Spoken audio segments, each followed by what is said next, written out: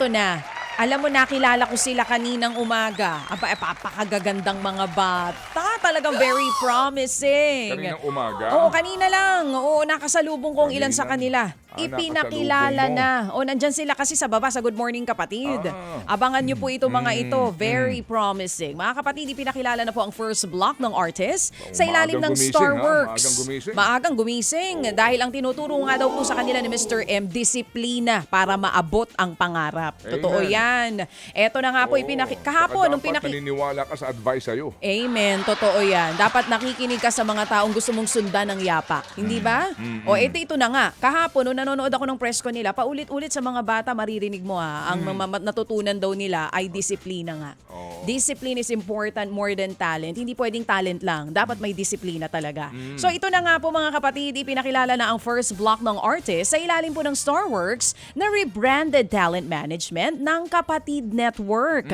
16 ito, baby, na ipinakilala sa media launch ng Starworks kahapon. Super proud ang the man behind Starworks na si Mr. M. Johnny Manahan. Hindi lang sa potensyal ng bagong mga artista, kundi sa sipag ng mga bata. Kabilang po sa Black One artist si Carmela Lorzano na kumanta nga ng official soundtrack ng Kapatid serye na My Best Friend Eman. Abangan po sila sa Kapatid Show simula ngayong araw. Sabi naman ng mga boss ng TV5 at Starworks, umpisa pa lamang ito ng pasabog ng Kapatid Network. Sinagot naman ni Ashtin Olviga ang haka-haka ng ilan na mabubuwag daw ang tambalan nila ni Andres Mulak at nakilala bilang Ash Dress.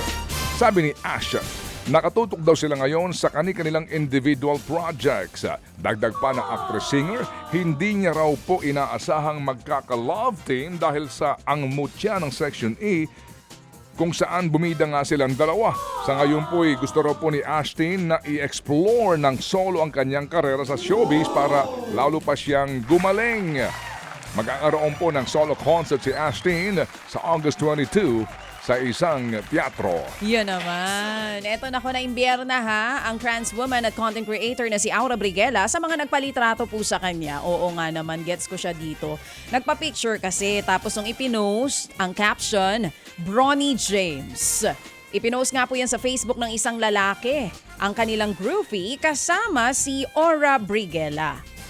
Tila na-offend po dyan si Aura at shinare niya yan. Sabay palag ang banat niya, lait gusto, diet ayaw. Hindi po ito ang unang beses na tinawag ng netizen si Aura na Bronny James. Pero para kasi kay Aura, pang-aasar at kawalan ito ng respeto sa kanya. Lalo todo smile siya nang magpalitrato po ang mga ito. Kasi nga naman in-approach niyo po yung tao, nagpa-picture kayo, tapos ang inyo palang goal ay para lang laitin pala yung tao. Hindi po maganda yun. Pero sabi nga, mga bagay na hindi mo kontrolado. Tama. Alright, so just have to, face the fact na talagang sa mundong ito, may panibago pong milestone na naabot po ang Pinoy singer at theater actor na si Mati Juniosa. Ito nga po yung kasunod ng kanyang double golden buzzer sa Britain's Got Talent. Kabilang po naman kabilang ngayon itong si Mati sa cast ng rock opera na Jesus Christ Superstar. Gaya na po si Mati bilang si Anas. Ipapalabas po ang West End musical na yan sa London Palladium mula June 20 hanggang September 5. Husay nito. Grabe. Grabe talaga yung pag-angat niya sa bandila ng Pilipinas sa dyan. loob ng Palladium na yan. Oo. Oo. Sige, basta may tayong tumuntong dyan. O ito, fashion is art. Yan nga po ang tema ng Met Gala 2026 kung saan tampok ang mga naglalakihang celebrities.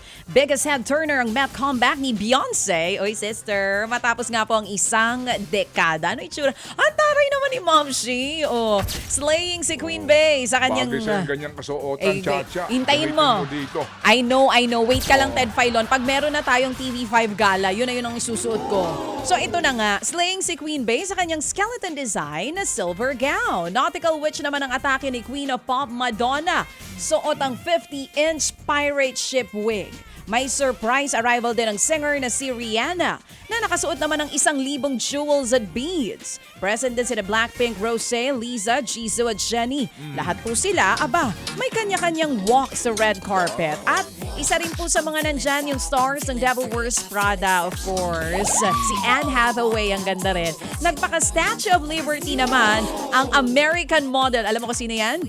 Heidi Klum. Mga kapatid, patuloy po kayong tumutok sa 105.9 True FM para sa totoong balita, impormasyon, music and entertainment. Mag-subscribe sa aming YouTube channel at podcast at sundan nyo kami sa Facebook, Instagram, X at TikTok sa True Network PH. Bisitahin din po ang aming official website, truefm.ph.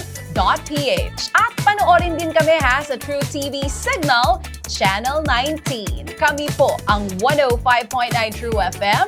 Laging true sa'yo, kapatid.